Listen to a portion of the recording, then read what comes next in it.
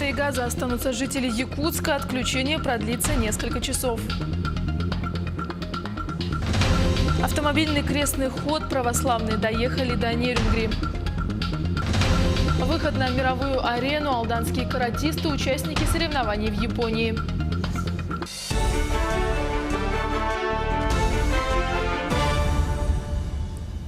В эфире новости, в студии Юлия Великодная. В администрации президента прокомментировали недавнее сообщение о грядущих нововведениях в части вычета НДФЛ из зарплат. Цитата: «Какой-либо определенной позиции относительно освобождения от подоходного налога малообеспеченных граждан в настоящее время нет», заявил журналистам пресс-секретарь президента России Дмитрий Песков. Что касается хода обсуждения, то этот вопрос нужно адресовать правительству. Ранее в федеральных СМИ говорили, что в правительстве могут обсудить возможность освобождения россиян с низкими доходами от подоходного налога. Сегодня в Якутске запланировано временное отключение электроэнергии, воды, тепла и газа в связи с ремонтными работами. О плановых ограничениях энергоресурсов сообщила единая дежурно-диспетчерская служба. Время и улицы, попадающие под отключение, вы видите на своих экранах. Работы по увеличению пропускной способности линии Беркакит-Томот проводятся в 4 направлениях. Ее провозная способность приближена к максимальной. В этом году завершат работу по обустройству раздельного пункта Чульман. Кроме того, планируется завершение строительства высоковольтной воздушной линии на участке Нерюнгри, Грузовая, Денисовская. И последний, 4-й пункт плана по увеличению провозной способности предусматривает продолжение строительства 3-й очереди локомотивного депо на станции Алдан. На проведение всех этих мероприятий освоят 500 миллионов рублей. Производственный план компании «Алроса» обсудят на общем хозяйственном активе завтра, 17 апреля. На Ленской площадке свой вопрос зададут сотрудники дочернего общества «Алмаз-Дортранс». Кроме того, 15 представителей предприятия отправятся в Мирный для непосредственного участия. Какие вопросы готовят транспортники, знает Олеся Васева. В Алмаз-Дортрансе после выхода предприятия в дочернее общество акционерной компании «Алроса» сохранили традицию проведения хозяйственных активов в подразделениях. Формат оставили прежним. Хозактивы – хорошая возможность задать свой вопрос руководству. Начиная с конца февраля итоговые собрания прошли во всех подразделениях. 11 марта их представители присутствовали на общем для всех подразделений хозактиве Алмаз-Дортранса. Собрания прошли в спокойной рабочей обстановке, вопросов к руководству было немного. Здесь этому прямое объяснение. Дело в том, что мы с момента начала перехода предприятия в дочернее общество, начиная с ноября месяца, ежемесячно проводили встречи с коллективами по несколько раз с разными категориями работников. В общем, примерно вот за 4 месяца мы провели более 30 собраний в коллективах, на которых было действительно очень много вопросов задано. Эти собрания в переходный период помогли сотрудникам оценить все перспективы предприятия в новом статусе дочернего общества. Коллективы волновало буквально все – от текущей деятельности до самых насущных социальных вопросов. В подходе к выполнению производственных планов в Алмаз-Дортрансе ничего не поменялось. Как не поменялось отношение к транспортному звену в «Алроса». Компания, как и прежде, ставит приоритетные задачи транспортникам и логистам Ленской площадки. Задачи, которые будут стоять перед Алмаз-Дортрансом, перед управлением материально-технического снабжения, это оптимизировать свои издержки в части хранения, накопления грузов, в части стоимости перевозки 1 тонны груза, повышение загрузки транспортных средств, более высокого коэффициента технической готовности. Это означает, что ремонтные мастерские ленские должны более качественно, более оперативно готовить транспортные средства к перевозочному сезону.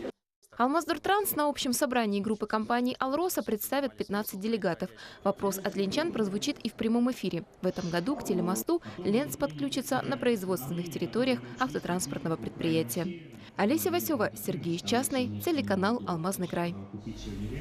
В следующие выходные якутяне отдохнут не 2, а целых 3 дня подряд. 27 апреля, День Республики, выпадает на субботу, и руководством региона принято решение перенести выходной на 29 апреля. Как пояснил Минтруд Якутии, указанная норма применяется для работников организаций с установленным 5-дневным режимом работы, но носит рекомендательный характер и определяется самим работодателем. В тех организациях, кто установит праздничный день, работники отдыхают с 27 по 29 апреля включительно и выходят на работу только 30 числа этого месяца.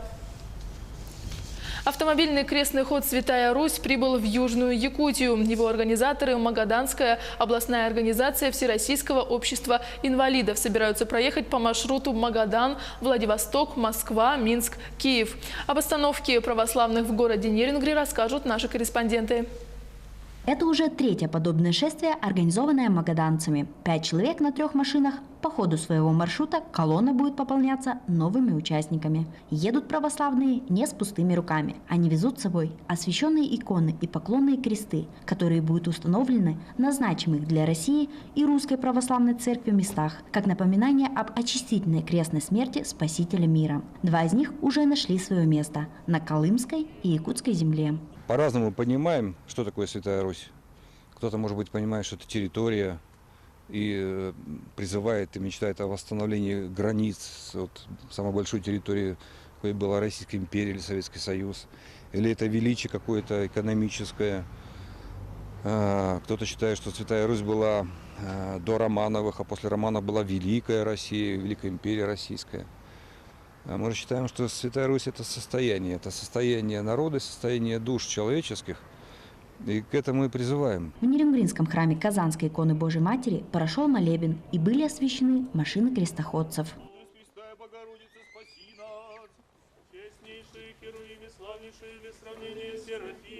Главной святыней автомобильного шествия станет специально изготавливаемая для этого копия небоявленного животворящего креста Господня, которую доставят из Екатеринбурга во Владивосток и пронесут по всему Отечеству с востока на запад. Монастырь животворящего креста, где ждут возвращения этого креста на место, это зависит от того, как Россия возвращается, не возвращается на путь свой, на путь Святой России, в состояние Святой России. Надеемся, что икона умещения злых сердец поможет умещить злые сердца, в том числе на Украине, и начнется процесс воссоединения когда-то Святой России. Крестный ход важен для верующих. Идти на него следует, если к этому стремится душа. Это время молитвы и размышления о своей жизни, своем пути и его смысле. Крестный ход «Святая Русь», начав путь от самых восточных окраин страны, собирается пройти через Москву, Могилев, Минск, Брест и окончить путь в Киеве в день празднования Крещения Руси. Екатерина Павлова, Захар Головин, Нерюнгри. В Якутске по киберспорту соревнуются люди с ограниченными возможностями здоровья. В этом году турнир проводится в 3-й раз и собрал около 30 участников. Проверить возможности приехали ребята из Намского, Мегино-Кангаласского, Хангаласского, Усть-Алданского и Горного районов Якутии. Как отметили организаторы мероприятия, в предыдущие годы среди участников были девушки, и они занимали призовые места. В этом году самому молодому участнику 18 лет, самому старшему 31. Никому не секрет, сегодня в киберспорте люди могут зарабатывать деньги и добиваться каких-то реальных достижений, да, как в спорте. У нас нету рамок возраста, какой-то инвалидности, все равны и играют в одном игровом пространстве. И, в принципе, мы очень рады, что это движение в Якутии начинает развиваться, потому что с каждым разом все больше интереса у лиц подобного рода, да, и думаем, что в последующем мы будем уже видеть и собирать полные залы таких ребят, и все-таки постараемся найти своих чемпионов, которые уже будут представлять свою честь на больших крупных мероприятиях. Алданские каратисты выходят на мировую арену. Они примут участие в соревнованиях по карате Докио Кусинкай, которые пройдут в Японии, рассказывает Татьяна Вахнина.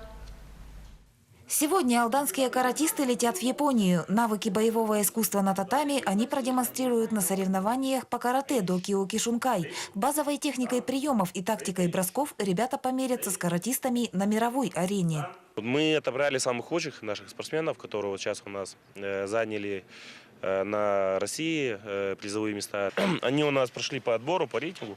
Ребята также являются призерами дальневосточных турниров, всероссийских, международных турниров. И это первые номера Республики Саха-Якутия. И также 3 ребят 8-9 лет. Они, можно сказать, вне конкурса прошли. Для того, чтобы выехать на соревнования, вопросов требовалось решить огромное количество. Они касались как паспортно-визовых нюансов, так и критериев, прописанных в положении соревнований. Главная же сложность касалась финансов. Самый тяжелый вопрос в выезде команды – это, конечно, финансовый. Вот благо у нас есть друзья организации, я их называю друзья, ребята, которые оказывают финансовую помощь. И, в принципе, все планы, которые мы хотим реализовать, вот с их помощью мы реализовываем. И всегда люди помогают, то есть они видят нашу работу. Карате до Киокишинкай у мальчишек и девчонок пользуется популярностью. Сегодня в Алданской федерации карате порядка 80 ребят. Самым юным спортсменам едва исполнилось 4 года. Старшие подходят к совершеннолетию. Балованным был, когда маленький. Мы его в 3 года отдали. Он с 3 лет занимается карате. Секция была образована в 2013 году. Сравнительно недолгая деятельность наполнена огромным количеством достижений. В этом году у нас прошли отборы, то есть это были республиканские соревнования, потом дальневосточные соревнования, потом был международный турнир, где вот ребята приняли участие, и первенство России, последний турнир. Везде ребята показали хорошие результаты. Особо ценными победы делают условия функционирования секции, точнее их отсутствие. Спортзала карате в Алдане нет. Процесс самосовершенствования проходил в круговороте спортивно-образовательных учреждений. В последнее время каратисты тренируются в цокольном этаже жилого дома. Вопрос с помещением решился временно. Карате совершенствует прежде всего силу духа, и это помогает тренеру и его подопечным не утрачивать оптимизма. Татьяна Вахнина, Сергей Шипачев, Александр Лукин, Алдан. Мы следим за развитием событий, не переключайтесь.